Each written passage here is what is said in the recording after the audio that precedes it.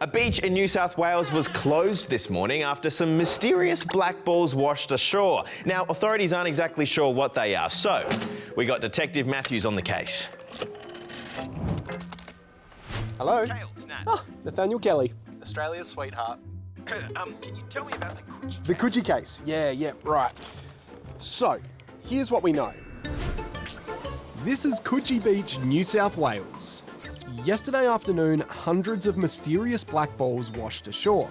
This morning, the beach was closed until further notice. Look, this is the first time that an incident such as this that we're aware of has happened in the Randwick Council area. Guess they don't know what contaminants are in there and when it's safe to go in again. Yeah, that bloke is spot on. Authorities are currently collecting the balls and they're figuring out exactly what they are. Do they have any ideas? They certainly do. So, the leading theory is that there's something called tar balls, which happen out in rough seas when oil comes into contact with debris and water. The only thing is, authorities, they're not aware of any other oil spills in the area. Mystery oil spill? Well, the plot thickens. Are there any other beaches affected? Well, no. So far the balls are just at Coogee, but the beach will remain closed until authorities know that the beach is safe to visit and swim. How curious. Now, Carol, while I've got you there, do you mind if I get a pizza, please? I want pepperoni and some garlic bread. Hello? Prime Minister Anthony Albanese has defended his latest purchase of a new house. Mr Albanese and his fiancé, Jodie Haydon, jointly bought this $4.3 million cliff-top home on the New South Wales Central Coast last month, sparking mixed reactions from his colleagues and the public. When we have a housing crisis, a rental crisis, it's just kind of a little bit tone deaf. I don't think I could, so good on him. And the PM defended the buy at a press conference on housing yesterday. As Prime Minister, I earn a good income. I understand that. I understand that I've been fortunate. But I also know what it's like to struggle.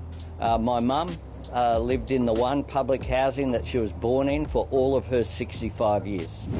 On the final night of her Guts tour in Melbourne, Olivia Rodrigo took a bit of a tumble. She was amping up the crowd when suddenly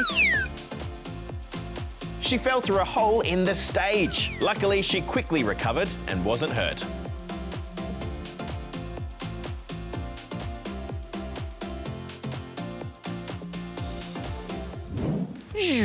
Now to sport, with all the action from the Socceroos' latest World Cup qualifier. Here's Justina. Things started off pretty rocky for the Socceroos. They only had 10 minutes to warm up after their bus got stuck in traffic, but they put it all behind them, taking the lead in the 58th minute after Japan's unfortunate own goal. But 18 minutes later, Australia also got their own goal to draw 1-1. They'll play their next qualifier next month against Saudi Arabia. Next up, ultra-marathon runner Ned Brockman has crossed the finish line on a 1,600-kilometre run to raise money for charity. He's run 4,000 laps of the Sydney Park track for up to 20 hours a day since October 3rd and has raised more than $2.5 million for Aussies experiencing homelessness. And finally, to the National League Championship Series, where an unwanted guest in the LA Dodgers dugout caused quite a stir. My God, there's a snake! The slippery visitor was swiftly escorted from the stadium so the game could go on. Ooh, now it's time for some stories that are the pick of the patch, United States edition.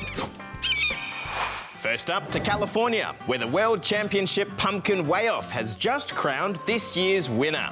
At 1,120.8 kilos heavy, this gargantuan gourd was grown by Travis here. So if you think about that, that's a pretty big pumpkin. It's basically 7 foot by 6.5 foot. Now, the pumpkin is humongous. However, it doesn't quite break the world record. That was set last year by Travis, of course, and that one was even heavier by about 120 kilos. Now over to Ohio, where police have been called out to investigate a mysterious object blocking the road. Yes, it's a giant inflatable pumpkin, and it must have a knack for evading the authorities because when it saw an officer coming towards it, it pulled off this sneak attack. Luckily, nobody was hurt, not even the blow-up pumpkin, which was later returned to its owner. And finally to Oakland Zoo, where 30-year-old Osh the elephant has just spotted its next snack. I think it just devoured that pumpkin in one go. Now that's impressive.